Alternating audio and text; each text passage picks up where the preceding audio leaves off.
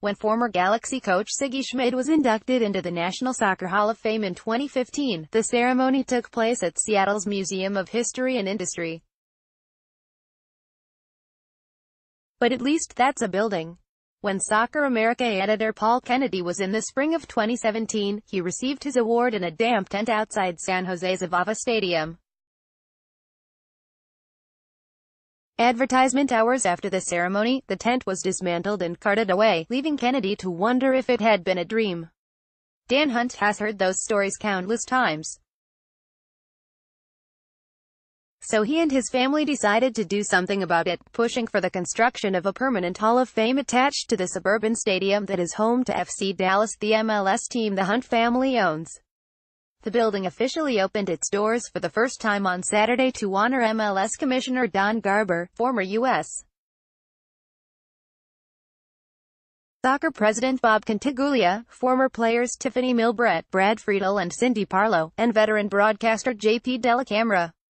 Their induction ceremony took place not in a drafty tent but in the club suite of a modern 19,350-square-foot museum and exhibition space overlooking the south goal of Toyota Stadium. The big focus of this exercise was to make sure that we recognize those from the past that helped contribute to the game, those that are currently changing the game, and those that, in the future, will make the game even greater here in this country, Hunt said. I'm just happy they have a home. To see the smiles on some of the Hall of Famers' faces has been pretty amazing. The issue is a personal one for Hunt. His father, the late Lamar Hunt, was one of the founders of Major League Soccer and its predecessor, the North American Soccer League, and is widely credited with helping save MLS when he joined with Galaxy owner Philip Anschutz and Robert Kraft, owner of the New England Revolution, to rescue the league from certain bankruptcy. That earned him induction into the Hall of Fame. But 4 years after Hunt's death in 2006, the hall, then housed in an oddly shaped building in Oneonta, NY, ran into financial troubles of its own and closed for good. More than 80,000 artifacts were boxed up and moved to a warehouse basement in Hillsborough, NC, and though inductions continued, the recipients' exploits were mainly honored online. It didn't sit right with me or my brother Clark that there wasn't a Hall of Fame open, Hunt said. But it wasn't just about Dad. It was about all the people that have the conviction to grow the game. It pained me when it closed. It just did our game a disservice. Soccer, he said, needed a place to go visit. A place to see names, honor the greats of the game. The result is a $56 million museum that houses 400 artifacts, some more than a century old, as well as numerous interactive exhibits, and the names of every Hall inductee. It will open to the public November 2. It's extremely important, Executive Director Jorn Buchholz said of the effort to preserve and display that history. When you look at soccer in this country, in some respects it's been around longer than football. There is some rich history. We want to tell those stories. Dellacamera, who provided America's soccer soundtrack for a generation, certainly has some stories worth telling. He was in Frisco to call last week's Women's World Cup qualifiers for Fox Sports and got a sneak peek inside the hall, though he refused to go look at his name, which had just been added to a list of other media honorees beneath a photo of Brazilian legend Pelé.